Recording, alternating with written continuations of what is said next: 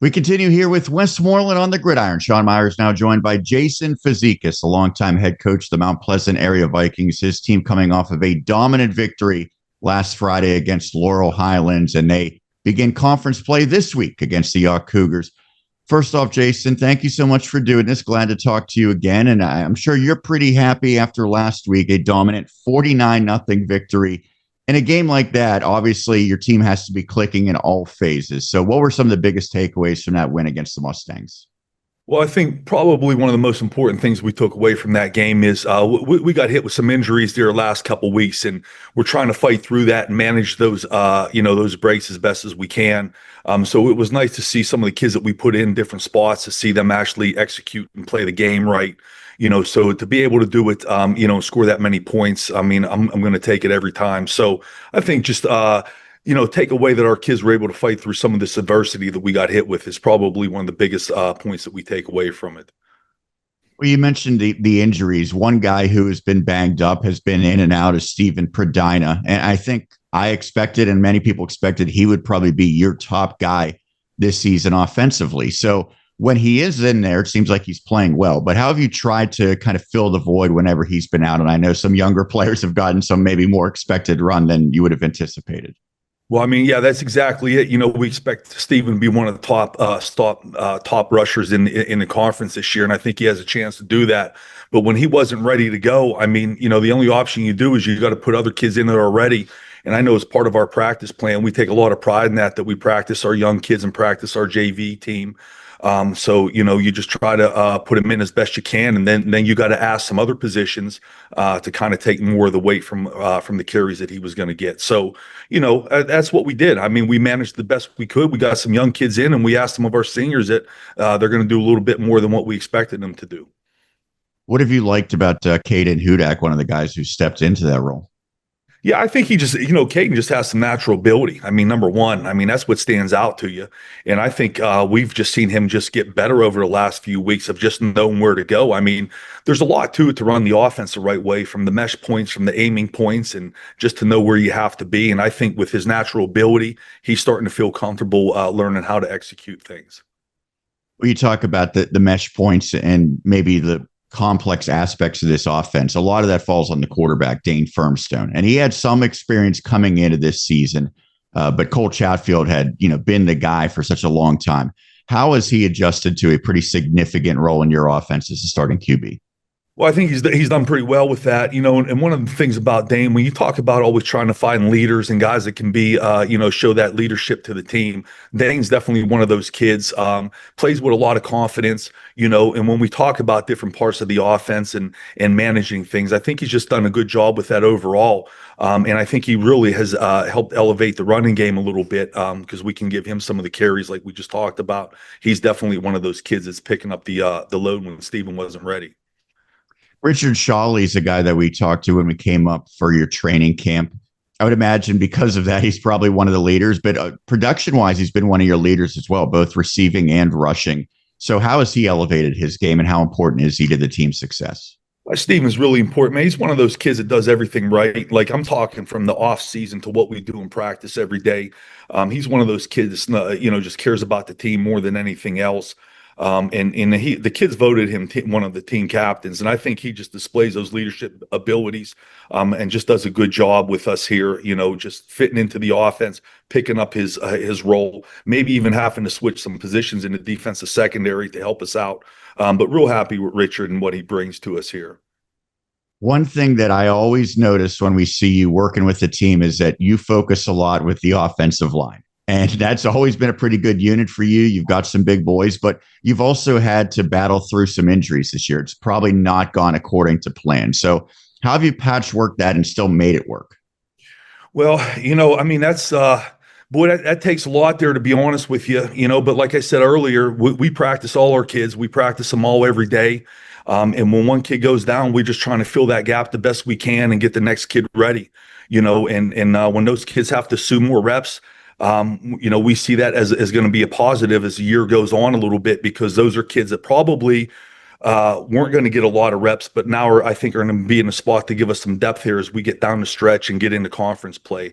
So, I mean, it's you just manage it the best that you can. I mean, I can't make up kids. I can't bring kids in. So we're just going to move them around and coach them up the best that we can. And we do take a lot of pride in how we play offensive line. It just has to be really important.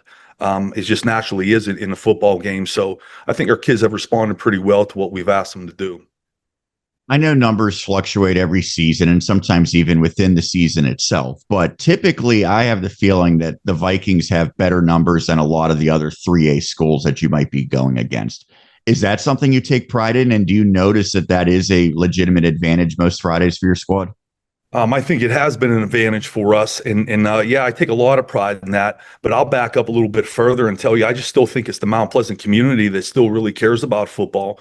The coaches and the kids that play in the youth league and our middle school program, we got good guys there and a lot of kids out for that program. So I think it's something that, yeah, I like to take a role in kind of directing it. The fact that I'm a teacher in the building gives me access to a lot of kids as well. But it takes more than just me. And I think really what makes Mount Pleasant a little unique is just how big and football is still important to the community overall. I think is really special. This past week against Laurel Highlands, obviously it was a lopsided affair. It did not come down to the final few plays, but 3 games already this season have been thrillers. The tremendous win against Jeanette, in which your team overcame a big deficit in the first half to win. You narrowly lost against Burrow, had that one slip away. And then you edged Ambridge, basically determined by a PAT. By Tyke Snyder. So playing in those close games, being on both ends of the outcome, does that serve your team well now heading into the conference season and potentially the postseason? Man, that's a good question. And, we talk about that stuff too. I think it does. It has to do that.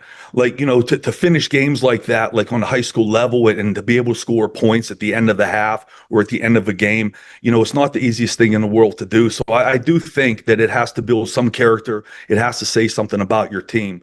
So you definitely like to see you come out on the right end of those games, and even the close ones that you're short on a little bit. I do think it really helps with building the team mentality. It's now conference season for your team. It's kind of a unique wrinkle in the interstate that you play 5 non-conference and then you jump in and finish up with 5 conference games. Does anything change as far as how the team approaches it? I don't know. Probably not really. Like I said, I think we try to get into our practice plan and what we want to do, and we try to stay good at it as best we can. But I will tell you this week, right now, point of focus is increasing the intensity, right? Increasing the amount of that we're just getting at things that we want to elevate our game. So I have tried to put on the kids a little bit that it is going to take a little bit more importance this week getting in the conference because, I mean, the whole body of work helps you at the end of the season. But you can control a lot of that by what you do in conference play, so we'd rather try to take care of things the best we can on our own. So we're just trying to elevate things this week and trying to get our intensity up some. Your team's at home against the York Cougars, and so they got off to a great start this season, but they're reeling a bit. 3 consecutive losses. The offense hasn't been able to produce much. However, I'm sure you still see things on film that's going to present challenges. So what does York do well? There are challenges with that, and we're not taking anything for granted. We're going to have to play our best to beat this team. We can tell that they're getting coached on both sides of the ball, and they're trying to execute their scheme within what they want to do. So, yeah, we have to play our best game to beat this team on Friday night for sure. Without question, we want to do that.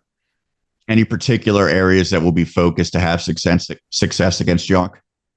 Well, when we talked a minute ago, it always starts up front, and I say that all the time. Like we want to have a dominant performance up front. We want to get our offense going, and we want to be able to play solid defense. And I think that's kind of the model that we want to be here going down the stretch. So I think those are all areas that we want to make a point of focus this week. Lastly, I know we focus on your conference so much on WSN because there's 5 of the 6 teams are from Westmoreland County. So you get teams like York. Of course, you play Dairy area, Greensburg, Salem, and the rivalry against Southmoreland. Mixed in a very good EF team as well. Does it feel like most of these games in this conference this year and last are the rivalry type games that make the best out of high school football? 100%, 100%, and I give the WPIL credit a couple years ago when they kind of reclassified things there, paying more attention to those rivalries and geography. I think it's great. I think that every game has that feel that it is a rivalry. And like, if we go back historically, we've all played each other like forever. I think it's great. I think it's nice taking a 15-minute bus ride or a 30-minute bus ride, not like an hour and a half. So I think it does a lot. I think it's pretty special with a lot of these games, actually. And I think they all do have that kind of feeling that it's very important. Every week just has that sense about it. Well, Jason, thank you so much as always for doing this. I appreciate the time and good luck the rest of the way. Yeah, sure. No problem, Sean. Anytime. I appreciate it as well.